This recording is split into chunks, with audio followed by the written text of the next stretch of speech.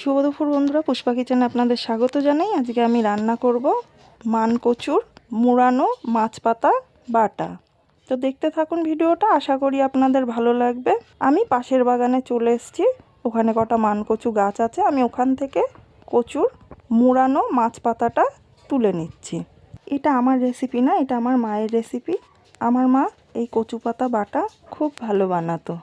আমি পাতা তুলে নিয়ে বাড়ি চলে এসেছি। বেশি একটা আমি পাতা পাইনি, আমি 7-8টা মতো পাতা পেয়েছি। এখন আমি পাতাগুলোকে ছাড়িয়ে নিচ্ছি।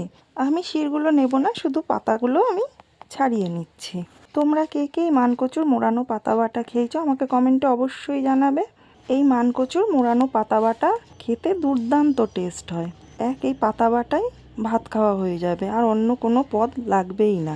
এই পাতা বাটতে আমার লাগছে রসুন আর কাঁচা লঙ্কা। কাঁচা লঙ্কাটা আমি একটু বেশি দিয়েছি, কারণ এটা কচু পাতা। আমি রসুন আর কাঁচা লঙ্কা সম পরিমাণে নিয়ে নিয়েছি, একটু বেশি করে।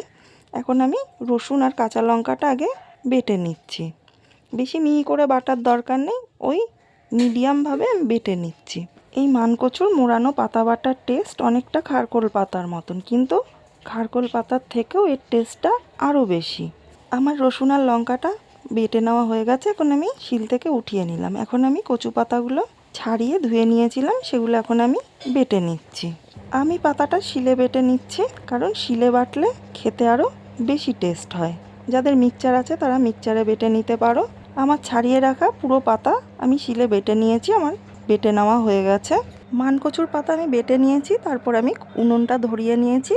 এই রান্নাটা করতে আমার বেশি সময় লাগবে না। এখন আমি উনুন ধরিয়ে কড়াইটা বসিয়ে দেব। কড়াইটা একটু গরম করে নেব। কড়াইটা গরম হয়ে গেছে, কড়াইয়ে দিয়ে দিচ্ছি আমি পরিমাণ মতো তেল। তেলটা গরম করে নিয়েছি, এখন দিয়ে দিচ্ছি কটা কালো জিরে ফোড়নে। ফোড়নটা ভাজা হয়ে গেছে, এখন আমার বেটে রাখা রসুন লঙ্কা আর কচু পাতাটা আমি কড়াইয়ে দিয়ে দিলাম।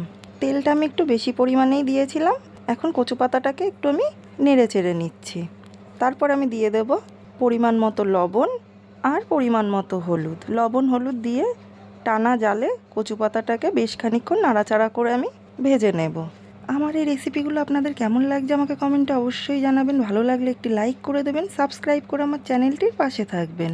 5 মিনিট মতন আমি টানা জাল দিয়ে কচু পাতার জলটা আগে টানিয়ে নিয়েছি। তারপর নেভা জালে আমি আরও মিনিট 10 মতো নেড়ে চেড়ে ভেজে নিয়েছি। দেখুন কচু পাতার কালারটাও চেঞ্জ হয়ে গেছে, কচু পাতাটা ভাজা হয়ে গেছে। এখন আমি একটা বাটিতে উঠিয়ে নিচ্ছি। জল টেনে পাতাটা ভাজা হয়ে পাতা অল্প একটু হয়ে গেছে। এই মানকচুর পাতাটায় যে কি টেস্ট, একবার খেলে তারপর আপনারা বুঝতে পারবেন। মানকচুর পাতা বাটা খাওয়ার জন্য এখন তৈরি। দুপুরে গরম গরম ভাতের সাথে মানকচুর পাতা বাটা দিয়ে আজকের খাবারটি আমি পরিবেশন করলাম। খাবারটি আপনাদের কেমন লাগলো আমাকে কমেন্টে অবশ্যই জানাবেন। আর আমি যেভাবে কচু পাতাটা রান্না করলাম সেইভাবে যদি কেউ রান্না করে খায়, একটু গলা চুলকাবে না।